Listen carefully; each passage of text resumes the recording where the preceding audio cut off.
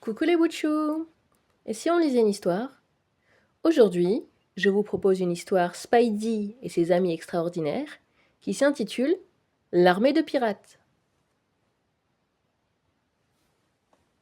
Ce matin, Tante May emmène Peter, Miles et Gwen sur les quais afin d'admirer un imposant navire.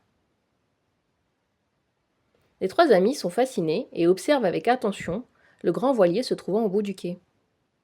Il appartenait à de véritables pirates, leur explique-t-elle. Absolument, confirme un homme avec un chapeau tricorne à la main. Laissez-moi me présenter. Je m'appelle Monsieur von Carnegie et je travaille au musée. Voulez-vous visiter le bateau? Avec grand plaisir, accepte Tante May, enthousiaste. Les histoires de pirates me passionnent. Elle s'interrompt pour admirer le couvre-chef du conservateur. J'adore ce modèle, s'exclame-t-elle. D'où vient-il? Il y a un stand de chapeaux de pirates un peu plus loin, lui indique Monsieur von Carnegie. Quand je les ai vus, je n'ai pas pu résister.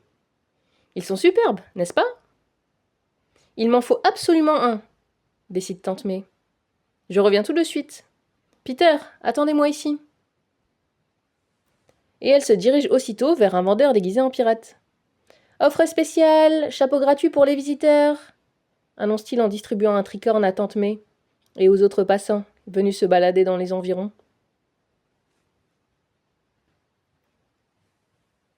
Les promeneurs acceptent volontiers de se prêter au jeu et les posent aussitôt sur leur tête.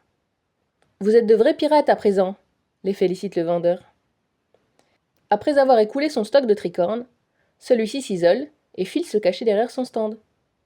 Là, il retire son cache-œil et sa fausse barbe, révélant sa véritable identité. C'est le bouffon vert. Le méchant saisit une télécommande et appuie sur un bouton.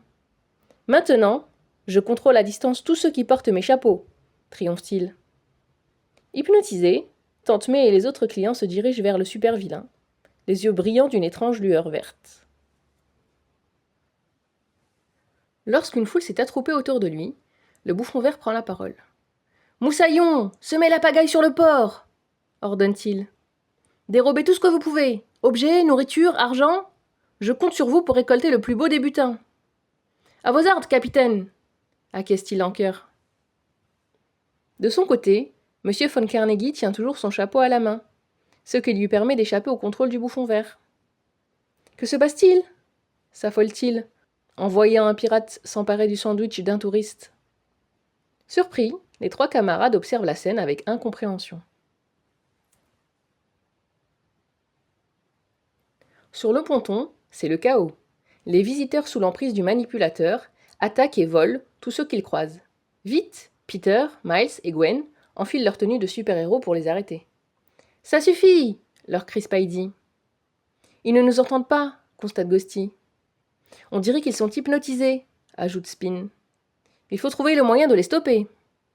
Soudain, les jeunes héros sont alertés par des cris.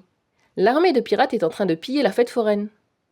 Pas de temps à perdre, les amis se précipitent au milieu des étals. « Tante May !» s'étrangle Peter en la reconnaissant parmi les brigands.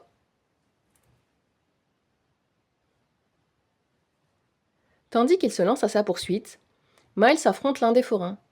De son côté, Gwen se charge de M. von Carnegie, qui a malheureusement posé son chapeau sur sa tête et est donc sous l'emprise du bouffon vert. Comment peut-on les neutraliser sans les blesser? S'inquiète de nouveau Spin. Hélas, il n'y a pas le temps d'y réfléchir. Il est fait prisonnier avec Ghosty. Pendant ce temps, Spidey observe les pirates et remarque un point commun. Ils portent tous le même tricorne. Il y a quelque chose d'étrange avec ces chapeaux. Il lance une toile et tire sur celui de Tante May, mais, malgré ses efforts, le couvre-chef reste fixé sur sa tête. Non loin de là, le bouffon vert repère le petit héros. « Tant que j'ai cette télécommande, personne ne pourra arrêter mon armée !» ricane-t-il, en lançant une bombe collante sur son ennemi. Bloqué à cause de la glu orange qui enserre ses pieds, Spidey voit le super vilain et son équipage monter à bord du bateau. « Oh non! Ils ont capturé Spin et Ghosty !» Heureusement, il parvient à se dégager et rejoint ses amis, ligotés au mât.